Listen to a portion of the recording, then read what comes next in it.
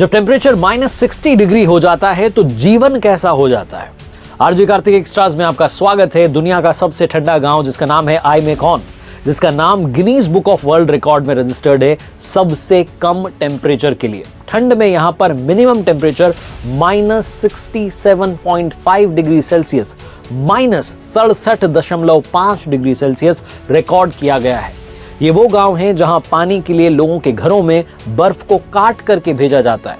हर घर में पानी के स्टोरेज का अपना स्टॉक होता है। बर्फ के ब्लॉक को घर में पिघलाया जाता है। टेम्परेचर का जो असर है वो डेली लाइफ पर भी पड़ता है। यहां तक कि पेन की जो स्याही होती है, लिखने जब जाते हैं तो वो सूख जाती है। जो बैटरीज होती हैं वो बहुत कम देर तक चलती हैं।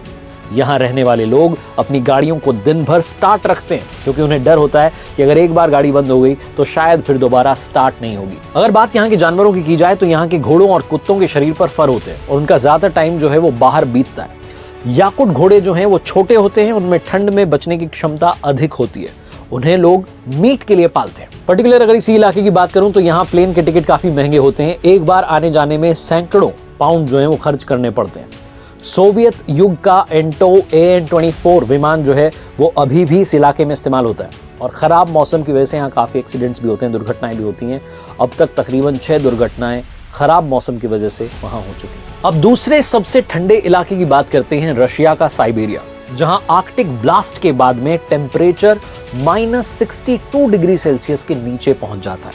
ठंड का असर यह होता है कि वहां सड़कें, घर, पेड़ पौधे, हर तरफ बर्फ की चादर नजर आती है। इतना ही नहीं, लोगों के बाल, आईब्रो, दाढ़ी, मूंछ से लेकर शरीर पर भी बर्फ जम जाती है। सर्दी से बचने के लिए जंगली हिरण और घोड़े जो हैं वो भाग करके यहाँ जो रेजिडेंशियल अपार्टमेंट्स हैं वहां पर पहुंच जाते हैं, वहां रहना शुरू कर देते हैं। सर्दियों की बात चल रही है, जापान की बात करना बनती है क्योंकि वहां भी कई इलाकों में कड़ाके की ठंड पड़ती है। साल 1902 में जापान के शहर असाहिकावा में अब तक का minimum temperature -41 degree Celsius record किया गया था। जापान में सर्दियों के दिनों में लोग कोटेत्सु हीटर का इस्तेमाल करते हैं। ये बहुत ही आसान लेकिन कारगर तकनीक से बना हुआ एक तरीके का छोटा टेबल होता है और इस छोटे आकार के टेबल को जो गर्माहट की जगह है वहां पर रख दिया जाता है। उसके ऊपर कंबल डाल दिया जाता है जिससे कि वो गर्म हो जाता है और आसपास जितने लोग बैठे हैं उनको बहुत राहत पहुंचाता है। पहले के दिनों में, पुराने ज़माने में चारकोल का इस्तेमाल किया जा रहा था, लेकिन अब इलेक्ट्रिक ब्लैंकेट का इस्तेमाल किया जाता है। खान पान की जो अधिकतर चीज़ें हैं वो गर्म तासीर की होती हैं। टोफू, पफर फिश, ऐसी डिशेस जो हैं वो वहाँ के लोग खाते हैं, स्पेशली तब जब सर्दियाँ जोरों पर होती हैं। अब बात करते हैं अमेरिका की, जहाँ कैलिफोर्निया, एरिजोना और ओक्लाहोमा जो इलाके हैं वहाँ पर सबसे ज़्यादा नेटिव अमेरिकन लोग रहते हैं। यहाँ का टेम्परेचर माइनस में होता है। नेटिव अमेरिकन लोग जो हैं ये ठंड के दिनों में बहुत एहतियात बरतते हैं। ये लोग इन दिनों में लंबे और बड़े घरों में रहते हैं। कबीले के जो लोग हैं वो सब एक जगह पर रहते हैं जिससे कि घर का टेम्परेचर बढ़ जाए। यहाँ के लोग कम तापमान में लकड़ी काटते हैं। लकड़ी काटने से उनके अंदर टेम्परेचर, बॉडी टेम्परेचर बढ़ जाता है, तो कुल मिलाकर के वो सर्दी का सामना कर पाते हैं। और अब बात करता हूँ इंडिया की। दुनिया भर की बात हो गई, अपने देश की बात करते हैं। इंडिया में लद्दाख में 6 महीने तक सर्दियों से कनेक्शन टूट जाता है। 1995 में लद्दाख के द्रास इलाके में -60 डिग्री सेल्सियस टेम्परेचर रिकॉर्ड किया गया था।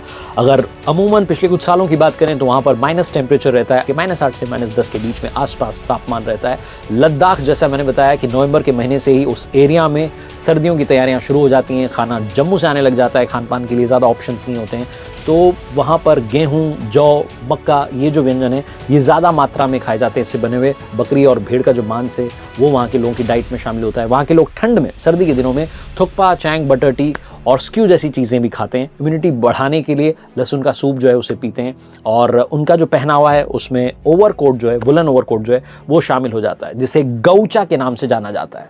तो इतनी सारी जगहों के बारे में मैंने आपको बताया। आई एम श्योर आप ये समझ गए होंगे कि आपके इलाके में पड़ने वाली ठंड बहुत ज़्यादा ठंड नहीं है। दुनिया में लोग विकट परिस्थितियों में भी जीवन जी रहे हैं और मुस्कुरा रहे हैं। देखते रहिए आरजे कार्तिक एक्स्ट्राज।